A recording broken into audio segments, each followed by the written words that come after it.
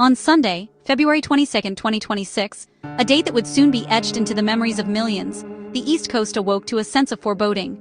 An uneasy quiet settled over the region, as if the cities themselves were holding their breath, waiting for something monumental to arrive. From D.C. to Boston, millions tuned in to the news, their eyes glued to screens as meteorologists warned of a bomb cyclone, a rare, rapidly intensifying storm system that few had ever experienced firsthand. For the first time in nearly a decade, New York City found itself under a blizzard warning, a stark reminder of nature's unpredictable power. This wasn't just a forecast for heavy snow, it meant blinding whiteouts, relentless winds, and the kind of cold that seeps into your bones. Warnings stretched across the entire I-95 corridor, from the nation's capital up through Philadelphia and New York, putting millions on high alert and urging communities to brace for impact. Officials at every level urged everyone to prepare, stock up on food and water, stay home, and above all, respect the storm's potential. Supermarkets emptied in hours as families rushed to gather essentials, filling carts with bread, milk, batteries, and anything that might help them weather the coming days. The term bomb cyclone isn't just dramatic. It's a scientific term describing a storm whose central pressure drops at least 24 millibars in 24 hours, fueling its explosive power and making it especially dangerous. Moisture-laden air from the Atlantic collided with a surge of Arctic cold, setting the stage for a blizzard of historic proportions, one that meteorologists had been tracking with growing concern. As the sun set and the sky darkened, anticipation and anxiety filled the air, with families gathering by windows, watching the clouds thicken and the wind begin to howl.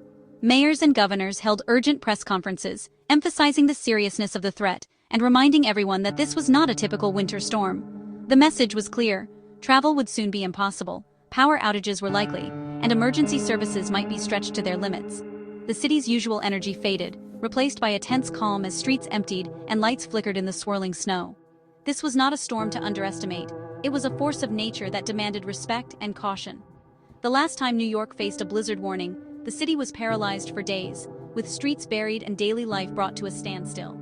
Now, the region prepared for another historic challenge, as neighbors checked on each other and emergency crews readied their equipment. The storm's rapid growth, known as bombogenesis, meant there was little time to react, and every hour brought new urgency. Emergency crews readied for action, knowing they would soon be called upon to help those in need, no matter the conditions. The I-95 corridor, usually bustling with traffic and commerce, braced for a rare and total shutdown, its roads soon to be swallowed by snow. As darkness fell, the East Coast waited in collective suspense, knowing the next 24 hours would be unforgettable and perhaps even historic. The stage was set for a storm that would test the region's resilience, unity, and ability to endure the worst that winter could offer.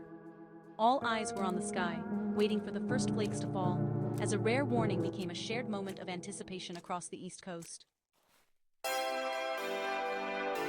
The storm crept in, subtle at first, just a dusting in Philadelphia by early afternoon. The city seemed almost peaceful, unaware of the chaos that was about to unfold. People went about their routines, glancing up at the gray sky as the first flakes drifted down, not yet realizing the magnitude of what was coming. But the snow quickly intensified, blanketing the Jersey Shore and New York City by late afternoon. Streets that had been busy just hours before were now coated in white, cars and sidewalks disappearing beneath the relentless fall. The storm's reach was growing, stretching north and east with every passing hour. Winds picked up, swirling snow through emptying streets as people rushed home. The city's usual energy faded, replaced by urgency and caution. Businesses closed early, and commuters hurried to beat the worsening conditions, their footsteps muffled by the thickening snow.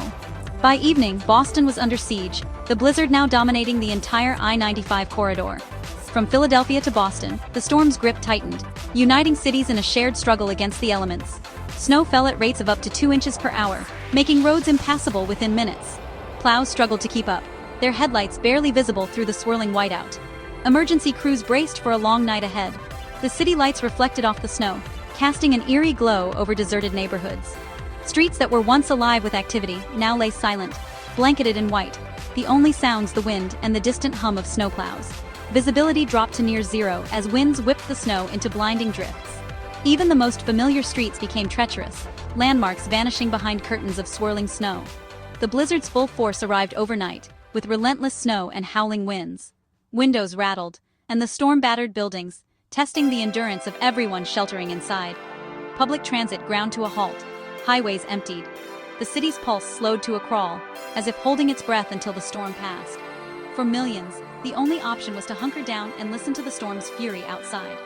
Families gathered by windows, watching as the world outside disappeared beneath a curtain of white. Emergency alerts echoed through phones and radios.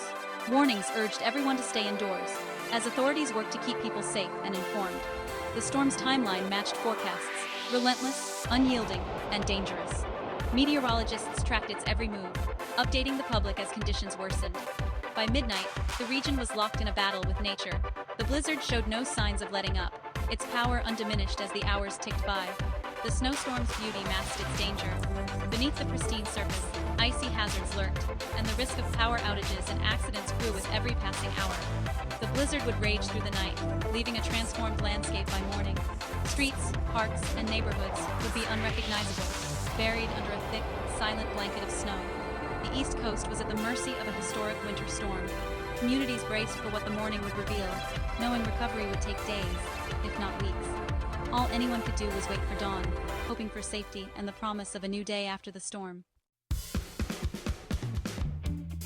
When the storm finally moved on, the numbers were staggering, records shattered, and entire communities left in awe at the sheer scale of what had just unfolded. Long Island and Cape Cod saw up to 2 feet of snow. Doorways buried, cars vanished beneath drifts, and neighborhoods transformed into frozen labyrinths. For many, it was the most snow they'd ever seen in a single storm. Boston recorded 12 to 18 inches, a major event even for a city used to winter's worst. Iconic landmarks disappeared under a thick white blanket, and residents faced the daunting task of digging out. New York City and Philadelphia weren't far behind, with 10 to 14 inches each. Sidewalks vanished, and the city's usual hustle slowed to a crawl as people navigated the deep snow. Even D.C. and Baltimore felt the storm's reach, with several inches blanketing the region. Monuments and neighborhoods alike were coated in white, creating a rare and striking winter scene. But snow was only half the story. The wind brought its own fury, reshaping the landscape and amplifying the storm's danger. Winds gusted up to 70 miles per hour along the coast, strong enough to topple trees and power lines. Coastal towns faced relentless blasts, with snow blowing sideways and visibility near zero. Inland, gusts of 40 to 50 miles per hour created whiteout conditions. Drivers found themselves stranded, unable to see more than a few feet ahead as snow swirled in the air. The combination of heavy, wet snow and fierce winds made travel impossible and threatened infrastructure. Highways became impassable, and emergency crews struggled to reach those in need. Power lines and tree branches snapped under the weight, leaving thousands without electricity and adding to the chaos. The storm's roar rattled windows and nerves all night. For many, sleep was impossible as the wind howled and the snow piled higher. This was the true power of a bomb cyclone, snow measured in feet, winds in hurricane-force gusts, and a relentless assault on everything in its path. The region woke to a world transformed, and the real work was just beginning. Streets, homes, and entire towns were buried, and recovery would take time. The blizzard's impact would be felt for days, as communities came together to dig out, rebuild, and remember the storm that changed everything. Travel across the Northeast stopped cold. Airlines canceled over 8,000 flights, turning major airports into ghost towns. State and city leaders imposed travel bans, only emergency vehicles allowed. Highways emptied, public transit shut down, and commuter rails suspended service. In New York and New Jersey, speed limits dropped before roads closed entirely. Snow piled up faster than plows could clear it. Even the subways ran only limited underground routes. The I-95 corridor, usually a lifeline, was silent and snowbound. For the first time in years, the region's transportation network was completely paralyzed. The message was simple: stay home, stay safe. The blizzard had brought the Northeast to a standstill. Recovery would take days. Leaders declared states of emergency across the region, unlocking resources and powers to respond. In New York City, Mayor Zohran Mamdani announced a travel ban and, to the delight of students, a true snow day. No school, no remote learning. Thousands of workers, plow drivers, police, firefighters, utility crews, mobilized to keep essential services running. Emergency warming centers opened for those without heat or shelter. The focus was on safety, coordination, and rapid response. Crews worked through whiteout conditions to clear roads and restore power. The emergency declarations allowed agencies to work together seamlessly. Communication was constant, keeping the public informed and calm. The response was massive, but necessary for a storm of this scale. Cities showed how quick action and planning can save lives. The blizzard tested every system, and the region responded. Power outages surged as snow and wind battered the grid. Coastal counties in New Jersey were hit hardest, with thousands losing electricity. Utility crews waited for winds to subside before repairs could begin. For many, it meant a cold, dark night. Blankets and fireplaces became lifelines. Losing power in winter is dangerous, especially for the vulnerable. Officials urged everyone to prepare with extra supplies and backup plans. Restoring power was slow, with crews battling blocked roads and downed trees. Some homes saw lights return within a day. Others waited much longer. The storm exposed the fragility of the power grid. Recovery was grueling, but determination ran high. The blizzard's aftermath was a stark reminder: resilience and preparation are essential.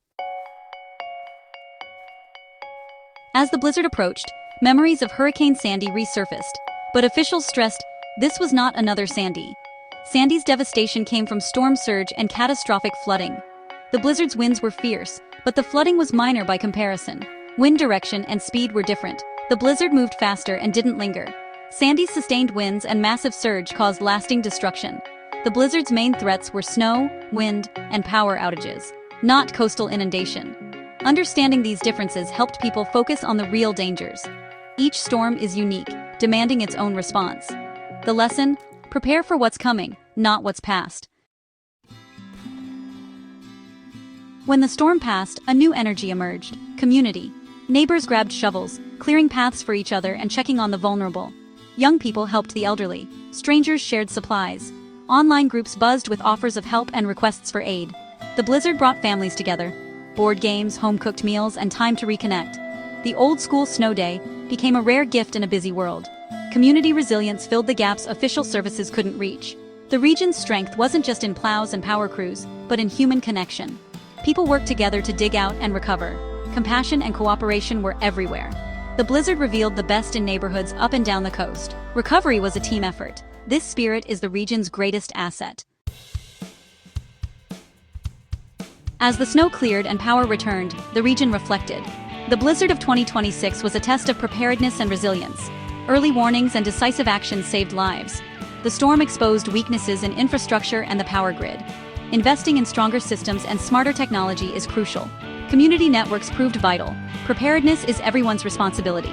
Extreme weather is the new normal. Adaptation is essential. Emergency kits, family plans, and strong neighborhoods matter more than ever. The region passed this test, but the lessons must shape the future. Building resilience is the best defense against whatever comes next.